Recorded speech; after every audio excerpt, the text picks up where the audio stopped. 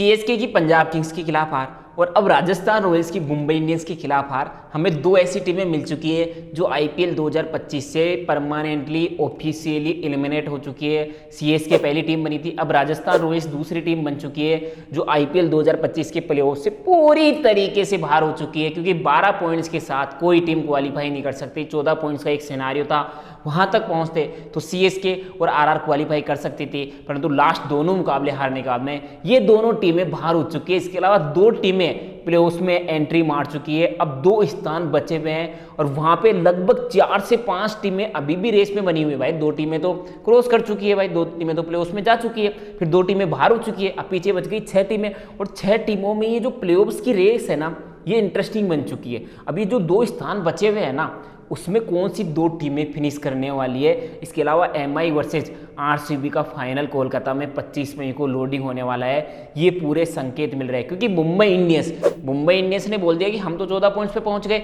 6 back to back जीत दर्ज करिए। 12 अप्रैल को 9वें नंबर पे थी मुंबई इंडियंस पॉइंट्स टेबल में, 5 में से मात्र 1 मुकाबला जीता था और अब 6 बैक टू बैक मुकाबले जीतकर 14 पॉइंट्स पे पहुंची है, वो भी मात्र 11 मैचेज के अंदर। अब उनके पास 3 मुकाबले बचे हैं और 1 मुकाबला भी अगर जीता ना तो वो प्लेऑफ्स में क्वालिफाई कर जाएंगे। मतलब मुंबई इंडियंस ने बोल दिया कि हम तो प्लेऑफ्स जा रहे हैं, क्योंकि मुंबई इंडियंस के आने वाले मुकाबले अब इंटरेस्टिंग है, क्योंकि मुंबई अगला मुकाबला 6 मई को गुजरात टाइटंस के खिलाफ खेलेगी, फिर पंजाब किंग्स के खिलाफ 11 मई को खेलना है, फिर 15 मई को दिल्ली कैपिटल्स के खिलाफ खेलना है। और जीटी भी अभी प्लेऑफ्स में पूरी तरीके से क्वालिफाई नहीं करी है। हाँ, जीटी ने मैचेज कम खेले और 12 पॉइंट्स है उनके पास ऑलरेडी 9 मैचेज में, तो चांसेस ज्यादा है। पर पंजाब किंग्स एक भी मुकाबला हारती है तो स्थिति डगमगा सकती है, वहीं दिल्ली कैपिटल्स भी एक भी मुकाबला हारती है तो स्थिति डगमगा सकती है। तो अब मुंबई इंडियंस के इर्द गिर्द जो टीमें खेलेगी, जैसे जीटी खेलेगी, प्रेशर रहने वाला है कि यार मुकाबला जीतना जरूरी है, क्योंकि मुंबई इंडियंस ऑलरेडी 14 पॉइंट्स पे पहुंच चुकी है। मुंबई को 3 में से मात्र 1 मुकाबला जीतना जरूरी है, पर पीबीकेएस को कम से कम 2 मुकाबले जीतना जरूरी है, दिल्ली कैपिटल्स को भी अभी कम से कम 2 मुकाबले जीतना जरूरी है। तो मुंबई तो एंट्री मार चुकी है,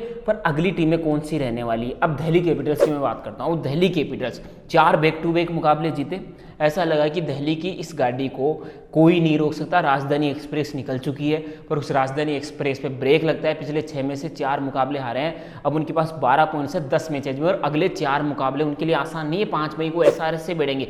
एसआरएच भी अभी प्लेऑफ्स की रेस में बनी हुई है ना, वो जा सकती है प्लेऑफ्स के अंदर, अगर अपने बचे हुए सारे मुकाबले जीत जाए 16 पॉइंट्स पे एसआरएच अभी भी पहुंच सकती है। फिर 8 मई को पंजाब किंग्स, और ये पंजाब किंग्स को जब 8 मई को Delhi Capitals versus Punjab Kings आमने सामने होंगे ना, तो हो सकता है कि ये नॉकआउट मुकाबला हो एक तरीके से। अगर दिल्ली यहाँ पे जीती तो दिल्ली आगे चली जाएगी, क्योंकि दिल्ली के फिर 14 या 16 पॉइंट्स हो सकते हैं अगर एसआरएच वाला मुकाबला जीत जाए। और पंजाब किंग्स भी ये मुकाबला जीती तो पंजाब किंग्स आगे चली जाएगी, क्योंकि दिल्ली और पंजाब किंग्स जब आमने सामने होगी, एक टीम तो रुकेगी, एक टीम की गाड़ी रुकने वाली है। फिर जीटी से भिड़ना है और फिर एमआई से भिड़ना है, और 15 तारीख को जब एमआई से मुकाबला हो दिल्ली कैपिटल्स का, ये भी हो सकता है कि वर्चुअल नॉकआउट मुकाबला हो सकता है कि मुंबई इंडियंस अगले दोनों मुकाबले जीटी पीबीकेएस के खिलाफ हार जाए, फिर डीसी के खिलाफ जब 15 मई को खेले तो उनके लिए डू और डाई सिचुएशन वाला मुकाबला हो जाए।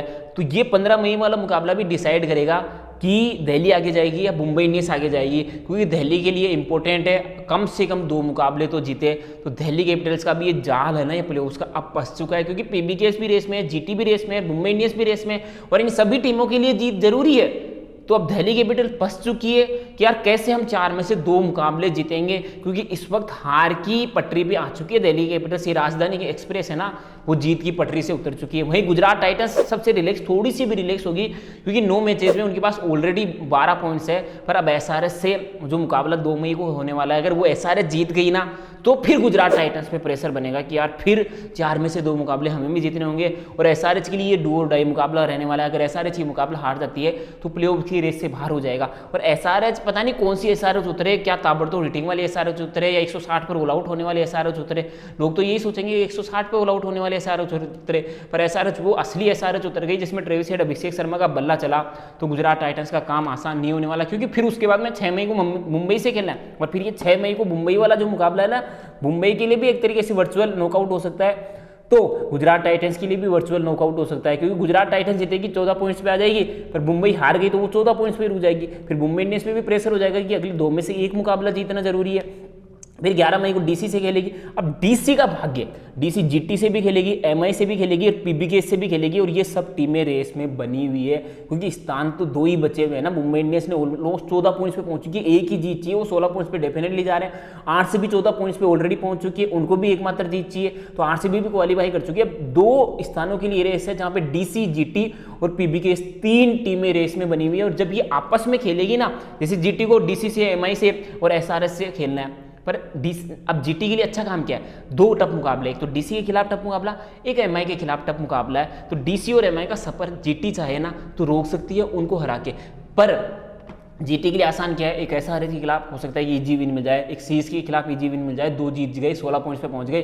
फिर एलएजी कमजोर टीम से भी खेलेगा, और जीटी जहां खेल रही है एलएजी उस टक्कर में भी नहीं आने वाली। जीटी का थोड़ा सा आसान सफर होने वाला है, पर डीसी बच चुकी है। डीसी इसलिए बच चुकी है कि यार पंजाब किंग्स से भी खेलना है, मुंबई से भी खेलना है, जीटी से भी खेलना है, और ये सब टीमें रेस में बनी हुई है। फिर पीबीकेएस का भी हालात सेम ही रहने वाला। अब 4 मई को एलएजी के खिलाफ अगर पीबीकेएस जीत के 15 पॉइंट्स पे पहुंच जाएगी, क्योंकि ऑलरेडी 13 पॉइंट्स पे है 10 मुकाबलों के बाद में, और उनको पता है 2 जीत 17 पॉइंट्स पे उनकी नेट रन रेट की भी लड़ाई नहीं रहने वाली ना। तो अगर एलएजी के खिलाफ 4 मई को जीत गई पीबीकेएस, तो वो हो जाएगी 15 पॉइंट्स पे। फिर एलएजी को पता रहेगा, सॉरी पंजाब किंग्स को पता रहेगा कि एकमात्र जीत हमें दर्ज करनी है, वो डीसी, एमआई और आरआर, फिर ये कमजोर टीम रहने वाली है। तो अभी भी मुझे लगता है कि पंजाब किंग्स और जीटी है ना, ये 2 टीमें आके जाने वाली है। दिल्ली कैपिटल्स का सफर अब ऐसा लग रहा है कि समाप्ति की ओर है। जो शुरुआत राजधानी एक्सप्रेस की हुई थी ना, वो पटरी से उतर चुकी है, वो प्लेऑफ्स की रेस से बाहर ऑलमोस्ट हो चुकी है। तो 4 टीमें अगर पिक करूँ तो आरसीबी, एमआई, जीटी और पंजाब किंग्स रहने वाला है, क्योंकि इनका सफर थोड़ा सा आसान होने वाला है। बाकी लखनऊ, केकेआर, एसआरएच, इनके लिए मैथमेटिकली अभी चांसेस बने हुए हैं, पर प्रैक्टिकली देखें ना तो इनके लिए बहुत डिफिकल्ट है कि ये टीमें प्लेऑफ्स में क्वालिफाई करने वाली है। पर एमआई, आरसीबी ऐसा लग रहा है कि ये 2 टीमें रहने वाली है जो फाइनल में भिड़ सकती है। पर टॉप 4 टीमें एमआई, आरसीबी, गुजरात टाइटंस और पंजाब किंग्स इस बार रहने वाली है।